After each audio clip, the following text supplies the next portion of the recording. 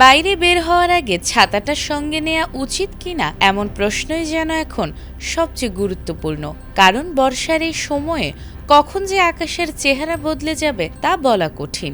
আর সেই কারণেই নতুন করে সতর্কবার্তা দিয়েছে আবহাওয়া অফিস।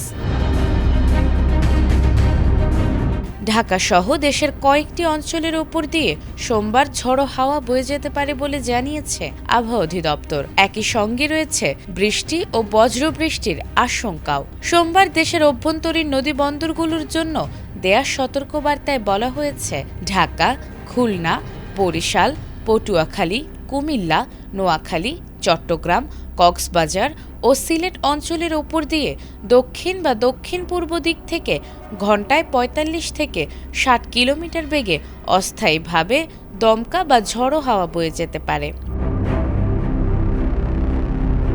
এ সময় বৃষ্টি অথবা বজ্রবৃষ্টিও হতে পারে।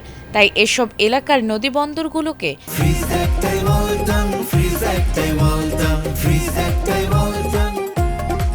এক নম্বর সতর্ক সংকেত দেখাতে বলা হয়েছে।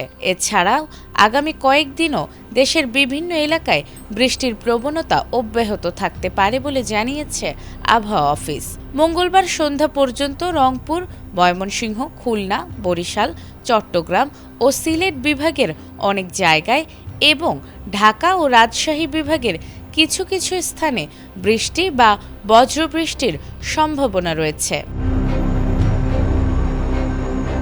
এছাড়া বুধবার পর্যন্ত দেশের বিভিন্ন অঞ্চলে দমকা হাওয়ার সঙ্গে বৃষ্টি ও বজ্রবৃষ্টি হতে পারে।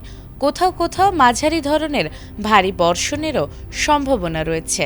তাই প্রয়োজন ছাড়া ঝুঁকি না নিয়ে আবহাওয়ার সর্বশেষ পরিস্থিতি জেনে চলাচলের পরামর্শ দিয়েছেন সংশ্লিষ্টরা। নাজমুন নাহার জান্নাত, এটিএন বাংলা।